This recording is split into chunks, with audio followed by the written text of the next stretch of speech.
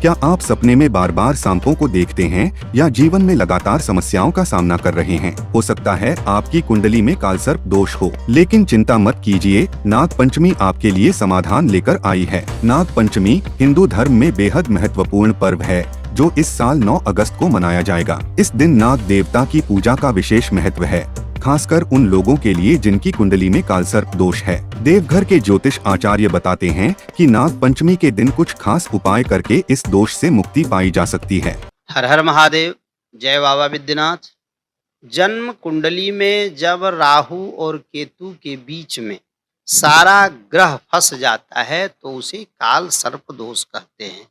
जिस जातक की कुंडली में काल सर्प दोष होता है वह जीवन में कभी उत्थान नहीं कर सकता है, वह उसका जीवन संघर्षमय ही रहेगा।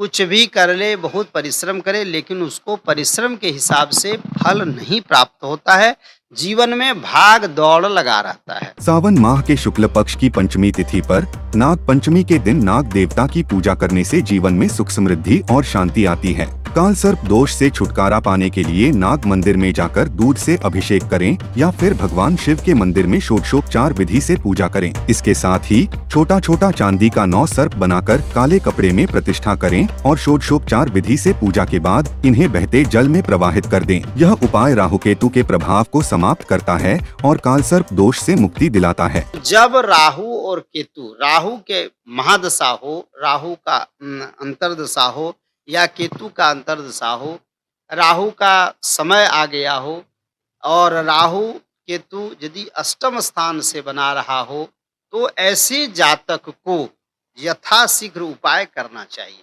तो अब जो है, यदि काल सर्प दोष है तो उसका उपाय कब करना चाहिए, उसके लिए मुहूर्त होता है।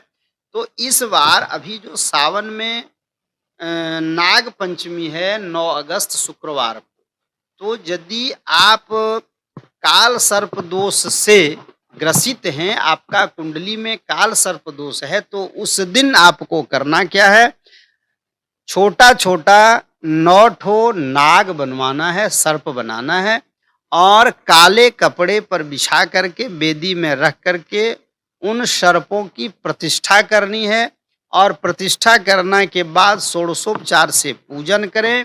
पूजन करने के बाद वह चांदी का जो नाग है वह बहते हुए जल में प्रवाहित कर देना है और बहते हुए जल में प्रवाहित करके जो आप वस्त्र पहने हुए हैं वह वस्त्र भी वहीं छोड़ देना है। वस्त्र के साथ, यानी शौचालय स्नान करने के बाद उस वस्त्र को वहां छोड़ दें।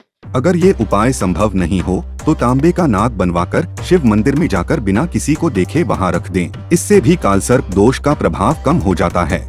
और आप घर आ जाएं, यदि आप चांदी का नाग प्रवाहित नहीं कर सकते हैं तो तांबे का नाग आप बनवा लें और किसी शंकर भगवान के मंदिर में, जब मंदिर खाली हो, सुनसान हो, तो तांबे के नाग को शंकर भगवान के मंदिर में जाकर के अर्पण कर दें। ध्यान रहे, अर्पण करते समय किसी का नजर आपके ऊपर नहीं पड़े। काल सर्प दोष के संकेतों में बार बार सपने में सांप देखना, जीवन में अनेक समस्याओं का सामना करना, विवाह में अड़चन आना और संतान प्राप्ति में कठिनाई शामिल हैं। अगर आप इनमें से किसी भी समस्या का सामना कर रहे हैं तो नाग पंचमी के दिन इन उपायों को अपनाएं और पाएं समस्याओं से छुटकारा। नाग पंचमी पर सही विधि से पूजा करने से जीवन की सभी समस्याओं का अंत हो सकता है। तैयार हो जाइए इस नाग पंचमी पर काल सर्प दोष से मुक्ति पाने के लिए। लोकल 18 के लिए देवघर से परमजीत सिंह की रिपोर्ट।